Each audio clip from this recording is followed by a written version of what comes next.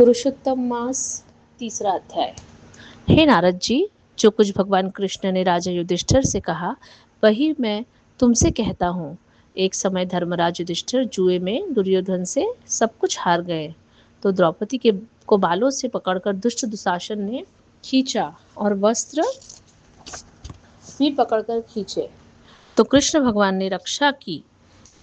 उसके पश्चात युधिष्ठिर आदि राज्य को छोड़कर काम्यक वन को चले गए। वहां पर वन में युधिष्ठिर, द्रौपदी आदि बाल बिखेरे हुए वन में रहने वाले हाथियों की तरह वन के फलों को खाकर अति दुख को प्राप्त हुए। एक समय देवकी के पुत्र श्री कृष्ण भगवान उनको दुखी जानकर काम्यक वन को गए। उस समय युधिष्ठिर आदि श्री कृष्ण भगवान को देखकर ऐसे प्रसन्न हुए मानो देह में प्राण आ गए हो। वे बड़े प्रेम से मिले और हरि के चरण कमलों में नमस्कार किया। द्रौपदी ने भी प्रणाम किया। राजा युधिष्ठिर को दुखी देखकर और ऐसे ही द्रौपदी को दुखी देखकर श्री कृष्ण भगवान भी अत्यंत दुखी हुए। जब विश्वात्मा भक्तवत्सल भगवान ने दुर्योधन को भस्म करने के लिए क्रोध किया, तो मानो करोड़ों काल कराल के समान मुख से प्रलय काल की अग्नि उठी हो और दांतों को पीसते हुए मानो त्रिलोक को भस्म कर देंगे। तब अर्जुन भय से कांप उठा। युधिष्ठिर और द्रौपदी तथा दूसरे उपस्थित वृंद हाथ जोड़कर भगवान को प्रसन्न करने के लिए स्तुति करने लगे। अर्जुन कहने लगे, हे कृष्ण, हे जगन्नाथ, हे नाथ, मैं जगत से बाहर नहीं हूँ, फिर आप मेरी रक्षा क्यों नहीं करते? आप तो सारे जगत की रक्षा करने वाले हो। जिनके नेत्र बंद करने से ब्रह्मा का पतन हो जाता है, जिनके क्रोध से सारे विश्व का नाश हो जाता है, कोई भी जीवित नहीं रह सकता। हे जगतपते, इस संहार करने वाले क्रोध को दूर कीजिए। आपके क्रोध से संसार में प्रलय हो जाएगी। भगवान कहने लगे कि हे नारद जी, अर्जुन इस प्रकार कहकर हाथ जोड़कर श्री कृष्ण भगवान को नमस्कार करने लगे।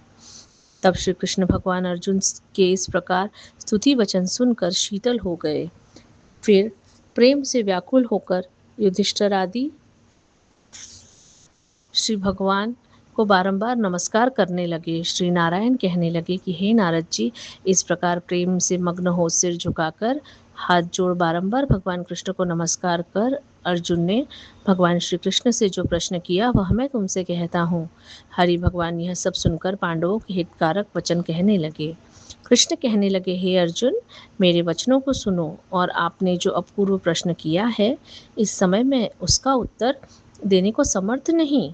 यह गुप्त प्रश्न ऋषियों को भी कठिन है, तो मैं भी, हे अर्जुन, मैं तुम्हारी मित्रता और भक्ति से प्रसन्न होकर अत्यंत कठिन उत्तर को क्रम से कहता हूँ, सुनो। हे अर्जुन, एक समय में संयोगवश अधिक मास आया। उसको सब असहाय, निंदक, अपूज्य मलमास और नवी की संक्रांति से वर्जित ऐसा कहते हैं। मल मास होने से स्पर्श करने योग्य नहीं है, सब कर्मों में निंदित है। इस प्रकार लोगों के वचन सुनकर वह मलमास कांतिहीन, निरुद्योगी, दुखों से युक्त मेरे पास आया और वैकुंठ में, जहाँ पर मैं निवास करता था, स्वर्ण के सिंहासन पर बैठे हुए देखकर मुझको दंडवत प्रणाम किया और दोनों हाथ जोड़कर नेत्रों से आंसू बहाता हुआ इस प्रकार कहने लगा। तीसरा अध्याय समाप्त।